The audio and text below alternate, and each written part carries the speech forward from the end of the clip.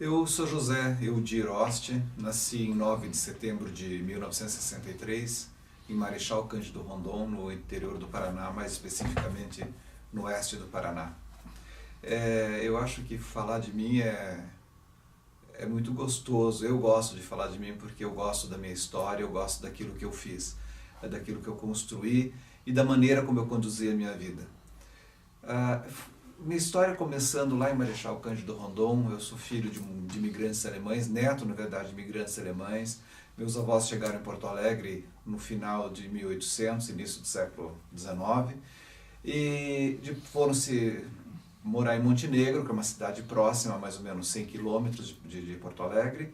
E meus pais, num projeto de colonização do governo federal na época, no final dos anos 50, eles acabaram vindo para o interior do Paraná. Essa região de fronteira era uma região bastante desabitada e o governo federal tinha esse projeto de habitar essa região justamente para ocupá-la e de alguma forma marcar o seu próprio território. Minha família, obviamente, veio de uma forma bastante aventureira, como muitos vieram naquela época, e graças a Deus se deram bem, apesar das dificuldades, apesar de todo o isolamento. Eu mesmo cresci a minha infância, eu vi quando o asfalto chegou, eu vi quando a luz elétrica chegou, eu vi quando o telefone chegou naquela região. Para a cidade mais próxima, que tinha algum tipo de cultura, algum tipo de sociedade do modelo mais moderno que nós conhecemos, era Curitiba. Tinha Cascavel, que era próximo, a 100 quilômetros, mas também era uma cidade extremamente interiorana. Para chegar em Curitiba nós não tínhamos asfalto, talvez metade do caminho era asfaltado, outra metade não era. Então o acesso às coisas, às pessoas era muito difícil. Em relação aos meus pais, foram pessoas extraordinárias. Eu acho que os valores éticos e morais que eles me ensinaram foram muito grandes, apesar de que aos 7 anos eu perdi meu pai. Eu acho que eu poderia falar um pouco dos aspectos mais tristes da minha vida, que justamente foram aqueles que mais me ensinaram a buscar a felicidade e participar da felicidade e da alegria da vida das outras pessoas. Meus pais tinham uma fazenda no interior de Marechal Cândido Rondon, próximo a Porto Mendes, onde hoje é o Lago de Itaipu. E quando eu tinha 7 anos, nós estávamos numa tarde de sábado, eu e minha família reunida. Naquela época, naquele dia especificamente, nós éramos 6 irmãos. 3 mulheres e 3 homens. Eu sou o mais novo dos 6. E naquela tarde, depois eu até falo um pouco mais dos meus irmãos. Naquela tarde estávamos eu, meu pai e minha mãe, minha irmã mais velha que tinha 2 filhos pequenos. Um estava em Curitiba fazendo um tratamento de saúde, com 3 anos de idade, e uma filha que era bebê, que estava no colo da minha mãe no momento em que o fato aconteceu. Então, e além de mim estava meu irmão, e da minha irmã estava meu irmão, que era 2 anos mais velho do que eu. Eu na época tinha 7 anos, ele tinha 9. E próximo, e junto à fazenda tinha uma mercearia, era aquele mercado do interior onde você vendia tudo, né? Um mercado grande e onde tudo acontecia. E havia na própria propriedade da minha família uma outra família que ocupava um espaço de terra cedido, emprestado pelo meu pai, pelos meus pais. Essa família também comprava no mercado e eles tinham uma dívida muito grande. Como a dívida se acumulava e o prazo de saída deles da terra já havia se esgotado há muito tempo e eles queriam ocupar um espaço maior, enfim, acabou tendo uma discussão naquela tarde de sábado com uma das pessoas dessa família que ocupava a terra, e essa pessoa saiu. Eu me lembro nitidamente que essa pessoa saiu da casa e meia hora depois voltou a família inteira. E voltaram com facões armados, enfim, e foram para cima da minha família de uma forma extremamente violenta, agressiva, e eu vi na minha frente meu pai ser assassinado e meu cunhado. Você veja que eu tinha uma irmã mais velha que estava lá, com 2 filhos pequenos, bebês, um de 3 e um de colo. Eu com 7 anos, meu irmão com 9, como eu disse. E depois tinha os outros irmãos com 14, 16, 18 e 17 anos. E com a morte do meu pai e meu cunhado naquele momento, minha mãe fica minha mãe, viúva, com 6 filhos, sendo que uma das filhas ainda com 2 filhos pequenos. Nesse momento, houve uma transformação muito grande na minha família. Nós saímos de uma vida confortável, estável, aquele modelo que eu poderia dizer de família feliz, e tivemos que mudar radicalmente porque os 2 chefes de família que nós tínhamos morreram e ficaram apenas as mulheres e tiveram que começar uma nova vida de uma forma diferente. A primeira coisa que elas fizeram foi deixar a fazenda e morar na cidade. Minha mãe abriu um restaurante junto com esse meu irmão mais velho que estava com 17 ou 18 anos e começou a trabalhar numa atividade nova que era a gastronomia, que era muito simples naquela época. Eu diria que até para os padrões da época ela era sofisticada, porque era um restaurante muito bonito, fizeram um trabalho bacana, atendiam os viajantes que iam para o interior, representantes de laboratório, funcionários de banco, funcionários do judiciário. Então, eram essas pessoas que visitavam a cidade, e o restaurante tinha a função de atender estas pessoas. Então, era um ambiente bastante cosmopolita para a cidade. Imagina que, como eu disse, nós vivíamos totalmente isolados em Marechal Cândido Rondon, por tudo e por todos, nem televisão quando criança, e de repente nós tínhamos no restaurante a oportunidade de conversar com pessoas que vinham do Brasil inteiro. E vinham do Brasil inteiro mesmo, porque vinham funcionários do governo federal, às vezes da área de agricultura, enfim, do agronegócio de uma maneira geral, e do próprio exército, porque também nós estávamos eu na minha infância, durante o regime militar. Então era uma oportunidade que a gente tinha de ter contato com o mundo externo. E eu gostava muito de conversar com essas pessoas e me fascinava muito saber como era o mundo aqui fora, porque realmente era olhar para fora, olhar para um outro mundo, né? E essas pessoas despertavam em mim cada vez mais o desejo de conhecer e de fazer alguma coisa. Esse foi um fator. Outro fator, eu queria, além do Brasil, eu queria ir além do Brasil. Então, e às vezes eu fico me perguntando de onde que uma criança de 7 ou 8 anos de idade, que não conhece absolutamente nada, ela não tem acesso à televisão, ela não tem acesso à comunicação, e de repente ela começa a descobrir que existe um mundo e que devem ter coisas fantásticas e querer realmente ir atrás disso e conhecer. Essa foi a minha meta durante a vida toda. Descobrir o mundo, conviver com todas as sociedades e saber como se vive em cada canto desse planeta. E sempre persegui esse objetivo, e isso eu consegui, e eu já conto como isso acontece. Meus irmãos, deixa eu falar um pouquinho dos meus irmãos. São, como eu tinha dito, 3 irmãos, nós somos em 3 irmãos e 3 irmãs, todos casados, exceto eu, que não casei ainda, mas minhas irmãs todas com 2 ou 3 filhos, ou seja, tenho bastante netos, são pessoas extraordinárias. Os irmãos ainda vivem no interior. Eu perdi um irmão há 20 anos com leucemia, mas os outros 4 são vivos, com filhos, todos casados, todos de uma vida bastante tranquila em Marechal Cândido Rondon. Os meus sobrinhos todos saíram de Marechal Cândido Rondon também para estudar ou para trabalhar e em busca de uma vida melhor, obviamente, e todos estão bem e são muito felizes, e nós temos uma relação muito boa, e o nosso núcleo familiar permanece muito, muito forte até hoje. E é engraçado isso porque nós temos um núcleo familiar que é entre os irmãos, que é através da minha irmã mais velha, e entre os sobrinhos, que é através justamente de mim. De mim porque eu tenho a idade dos meus sobrinhos. Como eu sou o irmão mais novo, além de ser irmão mais novo, eu sou temporão.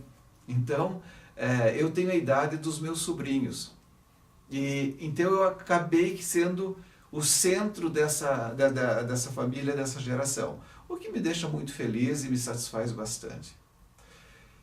Meus pais, meu pai foi um homem extraordinário, um homem que trabalhou muito, um homem que trabalhou na roça, sem maquinário, sem equipamento. Minha mãe acompanhou, foi uma mulher guerreira, sempre participou, sempre esteve ao lado dele e sempre me dizendo que nós tínhamos que buscar uma maneira de me dar eles tinham que buscar uma maneira de me dar uma vida melhor e fazer alguma coisa para que realizasse os meus sonhos, porque ela percebia o tamanho da ambição dos meus sonhos.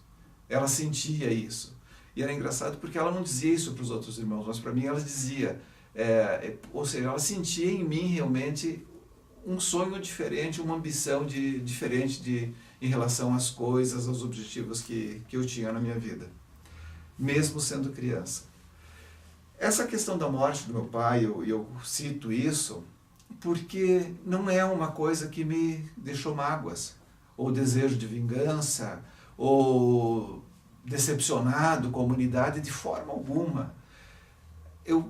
Justamente ela me serviu para mostrar que existem pessoas más, para perceber o limite do ser humano, a capacidade dele de fazer mal, mas que também existem pessoas muito boas, como era a minha própria família, que são pessoas maravilhosas, que nunca ficaram lamentando a vida, se colocando numa posição de vítimas e simplesmente querendo buscar vingança, ou ódio, ou rancor. Não, absolutamente. Eu acho que foi uma grande lição, eu tiro disso uma grande lição, né? Rancor não leva a absolutamente nada, muito pelo contrário, eu acho que foi mais um motivo que eu tinha para correr atrás daquilo que eu desejava e correr atrás dos meus sonhos. Eu sei que aos 9 anos de idade, 10 anos, eu ajudava no restaurante da minha mãe. Eu trabalhava, porque eu via ela trabalhar muito. A minha mãe acordava às 5 horas da manhã todos os dias, preparava o almoço, às 11 horas da manhã o restaurante abria, ficava aberto até 3 horas da tarde, fechava às 3 horas da tarde, fez uma limpeza geral no restaurante, e a minha mãe era extremamente paranoica com limpeza, porque ela exigia que todos lavassem o restaurante do teto até o chão naquela época. Então todos nós fazíamos isso. O piso do restaurante, que era um taco, ele era lavado todos os dias à tarde. Então ela tinha esse grau de exigência que fazia com que todos se envolvessem nesse processo, e claro que isso exigia muito da gente. Às 7 horas da noite o restaurante abria, fechava meia-noite, 11 horas, meia-noite. Até fazer a segunda sessão de limpeza do restaurante eram 2 horas da manhã, e às 5 da manhã ela estava acordada. Então eu via aquele trabalho e ela não reclamava, ela trabalhava com vontade, sempre feliz, sempre bem, e eu via nela assim, uma capacidade. Ao mesmo tempo que eu olhava para ela e admirava pelo que ela trabalhava, eu pensava, não é justo que alguém viva só para trabalhar. Eu acho que a gente tem que buscar um meio termo, nós temos que buscar, e eu tenho que fazer alguma coisa por ela. E naquele momento o que eu podia fazer por ela era ajudá-la, para justamente aliviar um pouco. Então com 10, 11 anos eu ia lá, trabalhava, ajudava a servir mesa, eu ajudava a limpar o restaurante, essas limpezas diárias, faxinas diárias eu ajudava a fazer, e nunca tive problema com isso, e ela sempre aceitava isso de bom coração. Também nunca disse que eu não precisava trabalhar, ela sempre dizia que todos nós deveríamos trabalhar, que infelizmente nós tínhamos passado por uma tragédia, e que isso com certeza faria bem a todos nós trabalharmos juntos, estarmos juntos com a família, no mesmo projeto, e realmente ela tinha toda a razão. Eu acho que eu fiquei trabalhando nessa época, e estudando, e nunca tive problema na escola por isso. À tarde eu tirava 2 horas para treinar handebol, que era o meu esporte favorito. Nos anos 70, final dos anos 60, início dos anos 70, aqui no Paraná, nós tínhamos os Jogos Abertos, que eram fomentados pelo Estado, e eram grandes eventos. Eu lembro que, para quem gostava de esporte, para nós estudantes, os Jogos Abertos eram mais importantes que o Natal, mais importante que o nosso aniversário. Então a gente se preparava o ano inteiro para esse festival, para esse grande festival do esporte que acontecia a cada ano numa cidade diferente.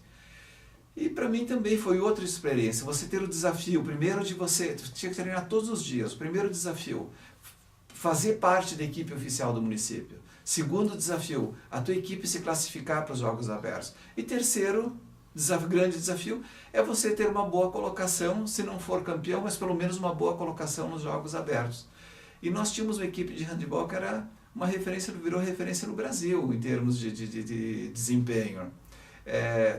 Em paralelo a isso eu jogava basquete, que eu gostava muito, E minha mãe também sempre incentivava isso. Estudava música, então minha mãe sempre se preocupou com a questão da minha saúde física, mental, emocional, me incentivando a estudar música, fazer esportes, não deixar meus sonhos de lado, nunca deixar de estudar, mas ao mesmo tempo ter que trabalhar. Né? Isso, infelizmente ou felizmente, fez parte da minha vida desde os 9 anos de idade. Pelo qual também não lamento absolutamente. Aos 15 anos, eu decidi que vinha morar em Curitiba, que era aqui que eu poderia realmente alcançar a partir daqui e conhecer o mundo. E aí começam a acontecer as coincidências da vida.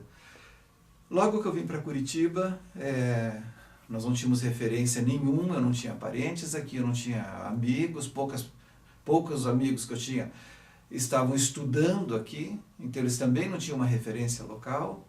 E, logicamente, que o primeiro lugar que eu fui conversar foi no gabinete, na época, do deputado Tércio Albuquerque.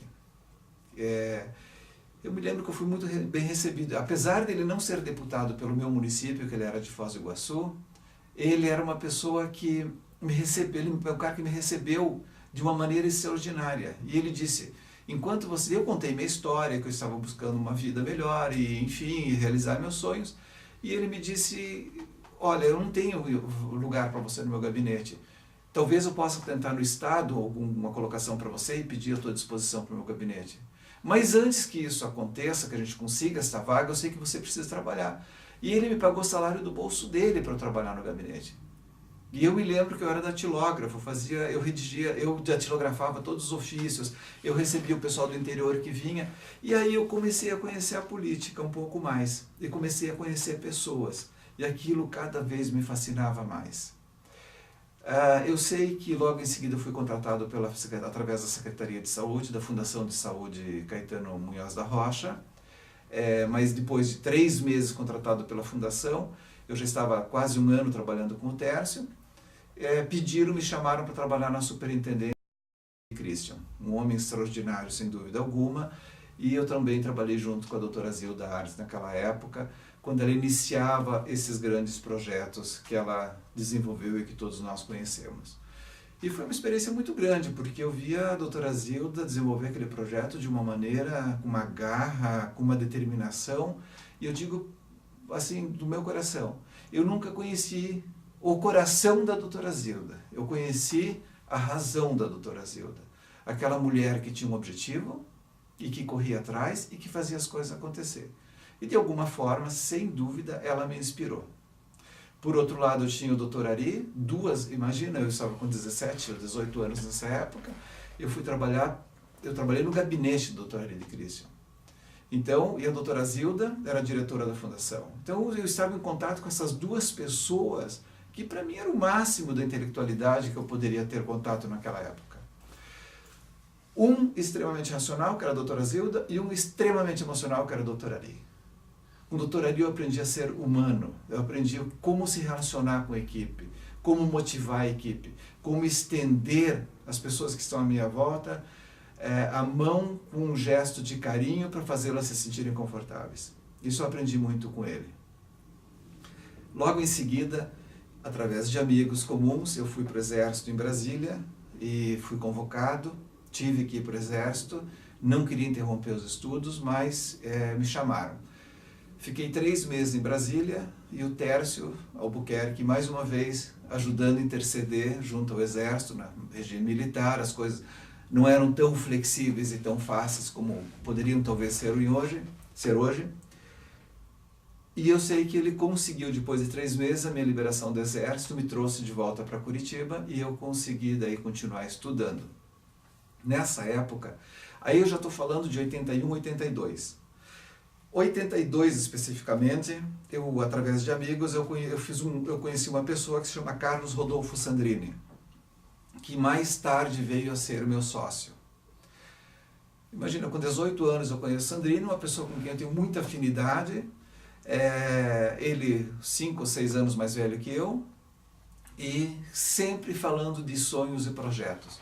Ele com a história um pouco diferente da minha, porque ele já veio de uma cidade mais próxima de grandes centros urbanos, um pouco mais desenvolvidas, apesar de de também ter tido as mesmas dificuldades que eu, mas também ao mesmo tempo tinha os mesmos sonhos. Ele de Santa Catarina. Aí conversávamos muito sobre isso. E eu sei que depois de alguns meses que nós nos conhecíamos, ele se mudou para Florianópolis. E ele falou, por que você não pensa em morar em Florianópolis se você está morando em Curitiba? Florianópolis é uma cidade que oferece muitas oportunidades, é uma cidade nova, eu digo pequena, né, em questão de desenvolvimento, né? E eu acho que você pode ter oportunidades lá. E eu sei que acabei indo conhecer Florianópolis. E eu ia para lá de vez em quando, ficava hospedado com a família do Sandrini, e gostava, e tinha uma relação muito boa com a família dele, e acabava indo frequentemente para Florianópolis. E num ano que teve enchente, em 84, julho de 84, teve a grande enchente em Blumenau, eu sei que a BR ficou interditada, eu não podia pegar o ônibus para voltar para Curitiba, e eu acabei ficando 2 semanas direto lá. Nesses dias eu me inscrevi no vestibular, passei no vestibular, e acabei participando de um concurso da Varig. Bom, eu não poderia ter tido coincidências maiores. Primeiro, passar no vestibular. Segundo, de administração, que era o que eu queria fazer. Justamente, eu não sabia exatamente o que eu queria. E justamente pela incerteza daquilo que eu buscava, a administração para mim era o ideal. Porque a administração me possibilitaria várias coisas. Então, para mim, foi a melhor coisa que poderia ter acontecido. Passei em administração. Outro amigo comentou do concurso na Varig, que era a aviação aérea rio-grandense. Eu acho que as pessoas da minha geração e mais antigas conhecem muito bem. Era uma empresa aérea que era... Agora você imagina, alguém chega para você, e eu ainda saindo de Marechal Cândido Rondon, minha cabeça um pouco lá ainda, apesar dessa experiência que eu tive na Assembleia Legislativa aqui, apesar de essa convivência com o Dr. Aride Christian, com a doutora Zilda Ars, mas eu ainda tinha uma cabeça bastante interiorana, e de repente alguém me fala que a maior empresa aérea do mundo, uma das maiores do mundo, uma que tinha os melhores serviços do mundo, extremamente sofisticada, tinha concurso aberto e que eu poderia participar do concurso. Eu falei, bom, não é para mim. Eu, de Marechal Cândido Rondon, eu não sei exatamente nem como eu pego um talher, como é que eu vou trabalhar naquela que é a empresa que serve, que tem o melhor serviço de bordo do mundo e a mais sofisticada. Mas eu fui. Só que quando eu fui fazer a inscrição, não era para comissário de bordo, que não era essa a minha ambição. Mas eles tinham 2 vagas para tarifista, que era o sujeito que calculava tarifas internacionais, porque na época era tudo com manual, calculadora, não existia o computador, obviamente. E é engraçado, fazendo um parêntese, eu acho que a minha geração pegou, eu acho que nenhuma geração jamais pegará tantas mudanças como a minha geração pegou, como as pessoas que viveram nesse período. Porque vocês vejam que hoje eu tenho internet, eu tenho computador, eu tenho laptop, eu tenho acesso, eu me conecto com qualquer pessoa do mundo a qualquer momento, instantaneamente. E eu estou falando, e eu sou jovem, eu me sinto absolutamente jovem. E quando eu comecei a minha carreira profissional, não tinha absolutamente nada disso. Não tinha nada. Telefone. Eu lembro que para liberar que as companhias aéreas, para fazer voo, elas tinham que ligar para outros países para saber se tinha lugar em avião, não existia computador. Então hoje, um jovem que nasceu com a tecnologia, talvez ele não entenda isso, como é que as coisas poderiam funcionar com tanta precariedade. E eu sei que a tarifa, e é a mesma coisa da tarifa, você fala para um garoto hoje de 18, 19 anos, que na época você tinha que ter uma pilha de manuais, mas era uma pilha literalmente, era 1,5 metro de altura, só de manuais com tarifas e milhagens, a distância entre cidades de milhagem, que o preço era calculado nas milhas voadas. Então você fala assim, não é possível que alguém trabalhava dessa maneira. Cada passageiro que queria saber o preço de uma passagem aérea, ele tinha que ligar para a companhia aérea, o tarifista tinha que calcular aquela tarifa uma a uma. Você imagina hoje, com a demanda que existe no transporte aéreo, com a popularização, isso seria absolutamente impossível. Mas enfim, tinha essa vaga. E tinha uma vaga para relações públicas. E eu acho, e é engraçado, porque num primeiro momento, e aí eu vejo o quanto eu fui determinado e fui corajoso. Ao mesmo tempo que eu falo, puxa, eu sou tão interiorano, eu sou tão menor, entre aspas, do que as outras pessoas que tiveram a oportunidade, cresceram numa cidade maior, puderam estudar em escolas melhores, conviver num ambiente cultural maior, Eu quero concorrer com essas pessoas. E eu me sentia menor do que essas pessoas em termos de capacidade competitiva. Aí eu chego, bom, mas eu vou concorrer com essas pessoas. Quando eu chego para me inscrever, me pergunto para qual cargo você vai se candidatar. Na hora, eu não pensei duas vezes, eu quero ser Relações Públicas. Poxa, para quem estava com medo de participar do concurso para tarifista, chegar lá e muda de ideia e pede para concorrer a Relações Públicas, era uma pretensão extrema. E eu fiz e mantive a decisão. Eu lembro que eu passei pelas primeiras entrevistas, e a Varig era muito rigorosa no processo seletivo, eram 5 dias de processo. E no primeiro dia era uma entrevista. Quando terminou o primeiro dia, eu me lembro que era uma equipe do Rio de Janeiro que estava fazendo o processo. O senhor Schneider, que era o gerente geral da base de Florianópolis, ele me chamou, era um alemão, o senhor Schneider devia ter uns 65 anos na época. Ele olhou para mim e falou assim: você tem certeza que quer ser Relações Públicas da Varig, que quer se manter nesse cargo? Eu gostaria sim, eu quero sim. Você ainda tem chance de mudar de ideia. Eu falei, mas por que o senhor está me sugerindo mudar de ideia eventualmente? Ele falou, porque todos os Relações Públicas aqui na Varig, o mais jovem tem 25 anos, entrou com 25 anos na empresa, você está com 19. Todos são casados e têm filhos, porque a empresa exige que você tenha uma vida social bastante intensa. Então eu não vejo quase possibilidade de você, com 19 anos, ser aprovado para esse cargo na empresa. Você tem certeza? Eu disse, tenho. Eu quero me candidatar para esse cargo. E insisti. Participei do processo, depois eu fiz, no outro dia, a prova de inglês, e meu inglês era bastante precário, mas eu estudei bastante, acabei tirando uma nota 8 em inglês também até hoje, não sei como, mas enfim, tirei 8. Eu acho que pior do que inglês para mim foi participar de um jantar social que eles fizeram para avaliar atitude e comportamento e sociabilidade. Imagina eu de Marechal Cândido Rondon, entro num jantar extremamente sofisticado, com todos os talheres que a gastronomia francesa exigia, que a culinária francesa exigia, com todos os copos, e eu tenho que usar absolutamente tudo aquilo e não cometer falhas. E sem ninguém ter me avisado que seria daquela forma. Bom, eu tive cuidado de ficar observando a maioria e ir pela maioria, né? E para minha felicidade eu fui aprovado. Eu acho que esse foi assim, o grande marco da minha vida, aí que começam as coisas realmente boas e que começam a fazer diferença e começa a realização dos meus grandes sonhos. Eu fui aprovado, fui chamado para trabalhar e, mais impressionante ainda, em um ano eu consegui, dentro da empresa, eu estou contando isso para mostrar como nós podemos conseguir as coisas, como nós podemos correr atrás.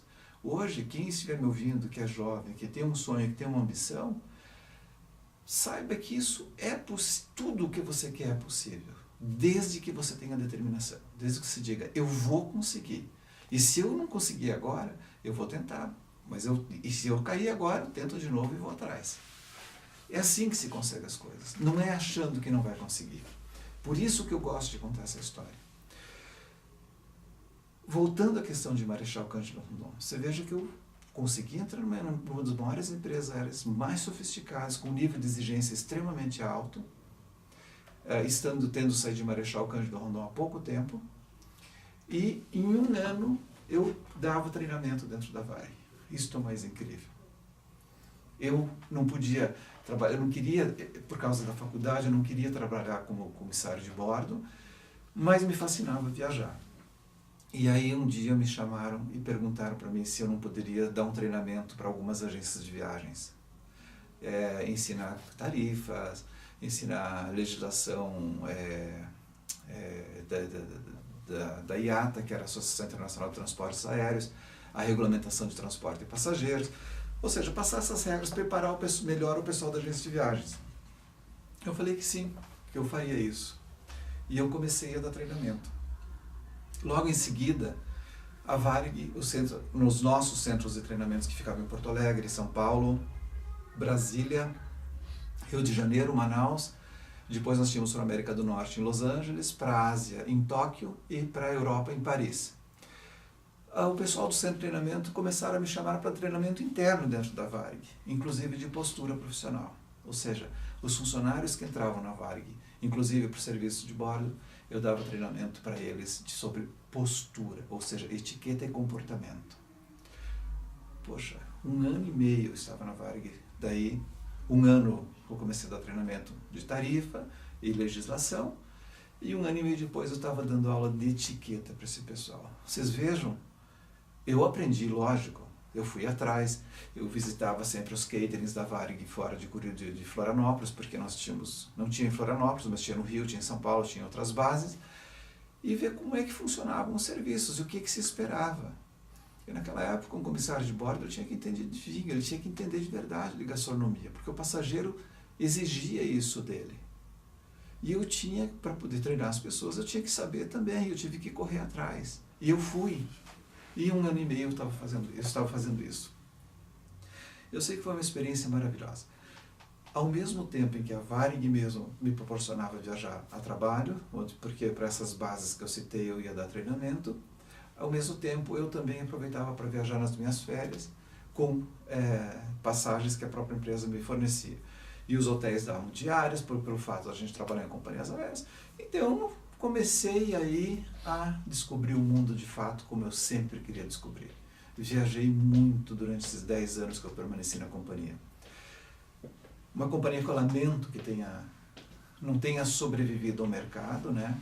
Ela acabou fechando há poucos anos, ela ainda existe, a pessoa jurídica dela, a Gol acabou comprando umas rotas, mas a empresa que eu conheci, aquela referência internacional em serviço, isso já deixou de existir há mais de 12 ou 15 anos.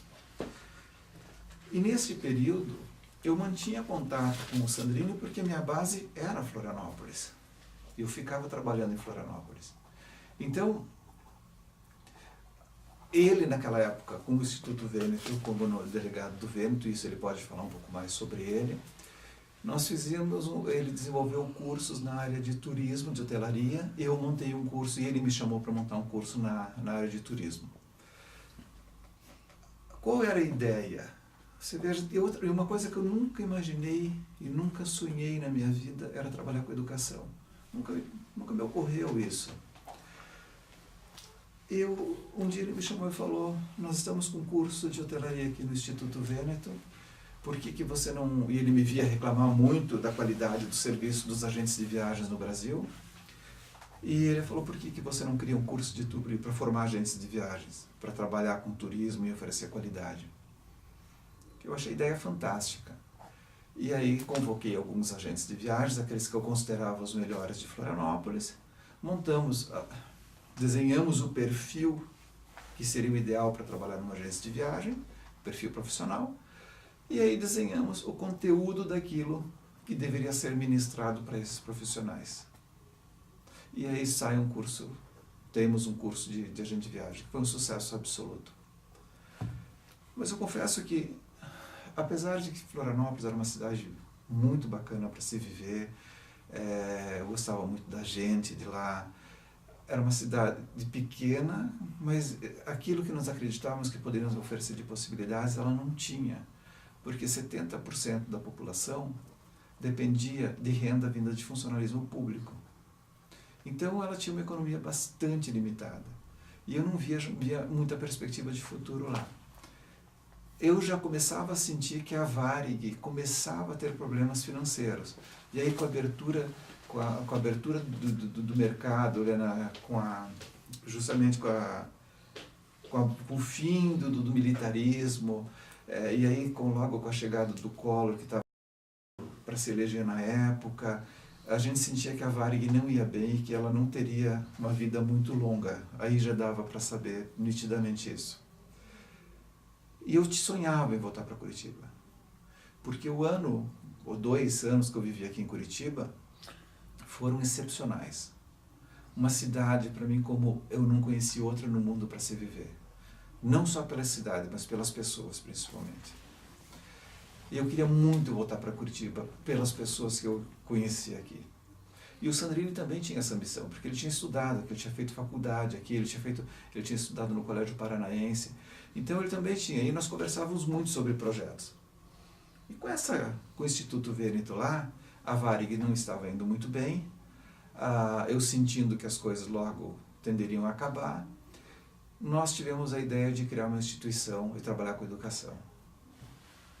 Se eu soubesse que trabalhar com educação era tão gratificante, eu teria sonhado com isso desde criança, com certeza.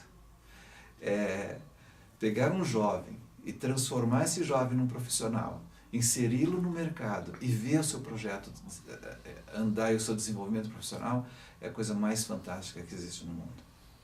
É uma experiência maravilhosa.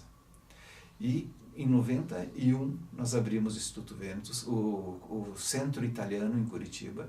O Sandrini veio antes para cá. Eu não pedi minha demissão da Varig nesse período, ia esperar um ano para maturação. E eu lembro que nós abrimos exatamente no dia 8 de agosto de 1991, a primeira escola do centro italiano, que viria a ser centro europeu já um ano depois. Esse primeiro semestre foi um semestre, eu sinceramente não sei o que aconteceu, porque nós tínhamos uma ideia nova, que era baseado em todos os estudos sociológicos da época, inclusive Domenico de Masi, que era uma referência nossa. Ele tinha publicado um estudo onde as pessoas mudariam de profissão pelo menos 4 vezes na vida nos próximos 20 anos. Então ele estava prevendo que nos próximos 20 anos, a partir de 88, as pessoas mudariam pelo menos 4 vezes de profissão na vida. Ou seja, elas não poderiam fazer 4 vezes faculdades diferentes. Elas tinham que ter... A sociedade teria que ter uma maneira de recapacitá-las durante 4 vezes na vida, pelo menos. Então, ou seja, se cada vez que ela tivesse que fazer 4 ou 5 anos de estudo superior, ela passaria a vida estudando. E não era essa a ideia. E aí entra o Centro Europeu, dentro dos modelos das escolas europeias. Formar, tirando as profissões que mexem com a vida humana, como medicina ou engenharia, enfim, as outras profissões você forma de uma maneira rápida, objetiva e extremamente prática. Então nós não sabíamos como que o mercado ia entender isso. Nós entendíamos, porque a gente via muito isso na Europa. Mas as pessoas, de uma maneira geral, elas não viajavam muito como se viaja hoje, ou como se viajará ainda mais nos próximos anos. Então nós não sabíamos, porque a gente via que lá fora isso acontecia.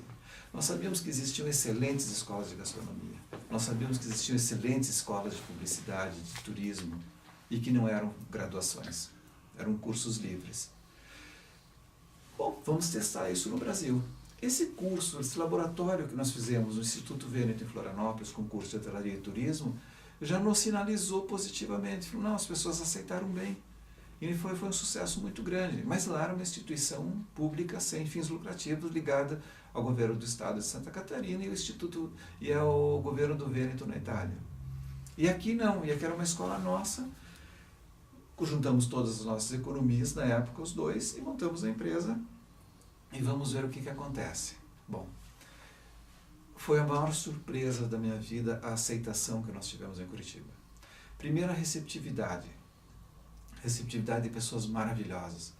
Eu me lembro, eu posso falar de empresários, como o Dr. Alceu Vezoso, como a família Bujanra, família Peretti, pessoas que conversaram conosco, ouviram o nosso projeto e acreditaram e falaram, vocês estão no caminho certo. Foram pessoas que nos apresentaram a sociedade em Curitiba. A sociedade que eu falo, empresarial, a sociedade de todos os seus segmentos, fomos introduzidos por essas pessoas com o aval dessas pessoas. Então a gratidão que nós temos a essas pessoas, eu cito algumas, eu poderia citar dezenas de pessoas, mas essas foram as primeiras e as mais importantes naquele momento. E aí acreditaram no nosso projeto, a cidade acreditou, e eu digo que a imprensa, de uma maneira geral, eu tenho uma gratidão muito grande à imprensa, assim, eu quero deixar registrada na minha história essa gratidão aos jornalistas que sempre estiveram do nosso lado, que sempre nos apoiaram, que sempre respeitaram o nosso trabalho, que avalizaram o nosso trabalho. E é engraçado porque quando essas pessoas que eu falei, que eram referências empresariais no mercado, e quando a imprensa nos apoia, ao invés de nós tirarmos proveito e entrarmos numa zona de conforto, muito pelo contrário, nós pensamos, nós temos que devolver isso para essas pessoas, devolver em dobro, porque essa credibilidade não tem preço. E temos que fazer um trabalho que o nosso trabalho vai ter que fazer com que essas pessoas se sintam orgulhosas por terem nos apoiado um dia. Então, o nosso compromisso, acima de tudo, era com quem acreditou na gente. Tanto que, e deu tão certo, foi uma coisa tão fantástica, que eu ia sair da Varig, meu plano de maturação era de 1 ano, né, para esperar para sair da Varig, eu saí em 6 meses. Inauguramos em agosto, e em fevereiro eu já estava me desligando da empresa, pelo sucesso que foi o Centro Europeu. A partir daí nós fomos sempre estudando as necessidades do mercado, vendo aonde havia espaço, buscando os segmentos, os profissionais daquele segmento, estudando o perfil do profissional necessário para atuar naquele mercado, e aí nós buscávamos também o conteúdo que deveria ser aplicado para que ele se tornasse o profissional que o mercado estaria exigindo naquele momento. Essa foi a base do sucesso do Centro Europeu. E uma forma dinâmica de se estudar, trazendo os melhores profissionais para a sala de aula. E aí, e nós sempre acompanhando o aluno desde o momento que ele entra na escola para pedir uma informação, a insegurança dele, os objetivos dele. Nós conseguimos acompanhar 1 a 1 naquela época, porque eram poucos alunos. Era o suficiente, mas eram poucos comparados com o que nós temos hoje. Hoje nós temos 12 mil alunos por ano nas nossas escolas. Naquela época nós tínhamos talvez 1.000 alunos. No primeiro semestre, sei lá, 300 alunos, não sei, no máximo isso. Então a gente conseguia acompanhar a história de cada um deles. Então, como eu estava dizendo, do momento em que eles entravam na escola para pedir uma informação, até o momento em que eles entravam no mercado de trabalho. E continuava acompanhando depois. Até hoje eu conheço a história dos nossos alunos. Histórias belíssimas. Não só no Brasil, não só em Curitiba, mas no mundo todo. Porque eu vi em cada jovem um sonhador como eu sempre fui um sonhador também. Então, participar da vida, porque você contribuir com o sonho de alguém, é você participar, você realizar o teu próprio sonho. Isso que eu acho fantástico na educação. É essa responsabilidade. É isso que me faz feliz. Então hoje eu estou com 52 anos de idade, eu não consigo imaginar a sucessão. E quando você trabalha com educação, você tem que começar a pensar, porque quem que vai dar continuidade ao trabalho, incorporando essa filosofia que você tem, incorporando essa cultura que você tem em relação à educação. Mas eu não consigo me imaginar longe da área de ensino. Tanto que depois que eu fiz faculdade, depois que eu estava no Centro Europeu, eu sempre... mais ou menos uns 8, 10 anos atrás, eu já com 40 anos, 40 anos super jovem, mas eu pensei, um dia eu vou ter que parar de trabalhar no Centro Europeu. Mas eu não vou querer parar de trabalhar, e eu vou ter que estar ligado à educação, porque é o que eu gosto de fazer. E aí, com 42 anos, mais ou menos, eu fui fazer um mestrado em administração estratégica. Justamente porque o mestrado, ele me habilita para trabalhar como professor a vida inteira. Então, a hora que eu estiver cansado, ou achar que eu não tenho mais espaço dentro da estrutura do Centro Europeu da maneira que eu tenho hoje, eu vou continuar dando aula. Por quê? Porque uma carga horária menor, reduzir meu trabalho. Então, essa era a minha ideia. Mas hoje eu estou com 51 e eu falo assim, não, eu nunca vou deixar esse espaço que eu tenho dentro do Centro Europeu. Dando aula ou não dando aula, eu estarei dentro da empresa sempre, é lá que eu vou passar a minha vida, porque é lá que está a minha fonte de alimentação. É lá que sai a energia que eu tenho para viver, a alegria de viver. E além disso, o Centro Europeu também me possibilita um contato com o mundo. Hoje eu viajo o mundo inteiro para buscar parcerias.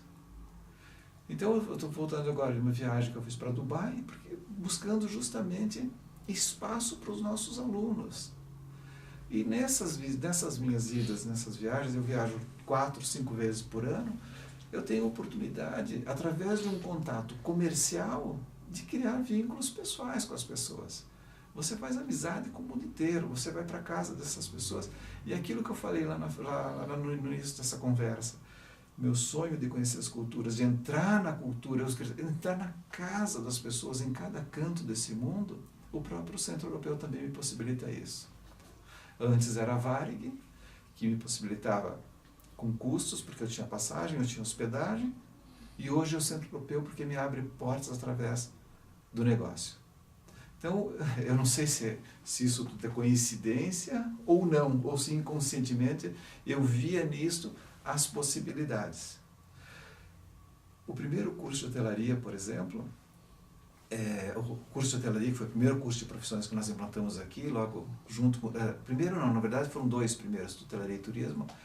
Eu lembro que na época o cônsul-geral da Suíça, ele nos procurou, depois de 4 meses no mercado, o Sr. Bollinger, e ele falou assim, eu passo todos os dias aqui na frente do centro italiano, que ainda era centro italiano, e eu vejo um trabalho muito bonito que vocês fazem, eu ouço as pessoas falarem do trabalho de vocês na área de hotelaria, e eu queria saber se vocês já ouviram falar das escolas de hotelaria da Suíça, perguntou o Sr. Bollinger para a gente. Eu falei, já, Sr. Bollinger, eu acho que elas são referências realmente no mundo, e meu sonho é conhecê-las. Ele falou, eu acho que nós podemos fazer parcerias com escolas da Suíça. Eu falei, perguntei, e o senhor nos ajudaria nisso? Ele falou, com certeza, eu vou com vocês para a Suíça. Eu levo vocês nas escolas, eu faço esse contato. E aí foi o primeiro momento que eu falei, puxa vida, eu acho que nós podemos trazer um pouco do mundo para Curitiba. E ele nos colocou em contato, fizemos visitas, fizemos parcerias, e aí começaram também grandes parcerias do Centro Europeu com as escolas internacionais. O Sr. Bollinger é outra pessoa assim que eu diria que é um dos grandes alicerces do nosso trabalho, da nossa estrutura hoje, pela credibilidade. Eu acho que olhar no olho da pessoa e ouvir o projeto, ouvir o sonho dela, vale mais do que qualquer outra coisa. Porque numa sentada de mesa que o Sr. Bollinger teve conosco, numa conversa franca, ele foi mais uma pessoa que acreditou no nosso projeto e comprou a ideia, e emprestou a credibilidade dele junto ao governo da Suíça, e nos levou para as instituições lá e abriu muitas portas. E foram muitas pessoas que passaram nessa vida. Sou muito grato por poder dizer que tenho muita gente a agradecer, que o meu trabalho eu só realizei porque tiveram pessoas que me ajudaram e estiveram do meu lado por muito tempo. Pobre de quem não tenha, que diga conquistei tudo sozinho, né? Porque conquistar tudo sozinho deve ser muito difícil e muito triste, inclusive. E eu não, conquistei com a ajuda de muita gente.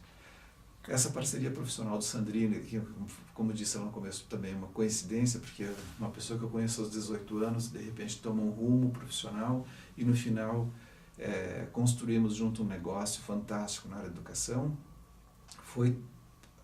Se não fosse o Sandrine, meu sócio, com certeza, ou quase com certeza, eu não teria conseguido tanta realização profissional, porque eu acho que o sonho dos dois, os valores que nós temos, éticos e morais,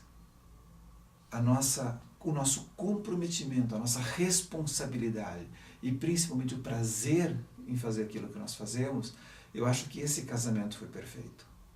Dificilmente você consegue, ao mesmo tempo em que você diz que uma sociedade é uma coisa extremamente difícil, e que eu concordo que não é uma coisa fácil de se acertar, mas quando se acerta, ela é determinante para o sucesso ou para o tamanho do sucesso do negócio. E eu posso dizer que eu sou muito grato por ter conhecido a pessoa certa para ser meu sócio e que sou muito grato pelas pessoas que passaram na minha vida.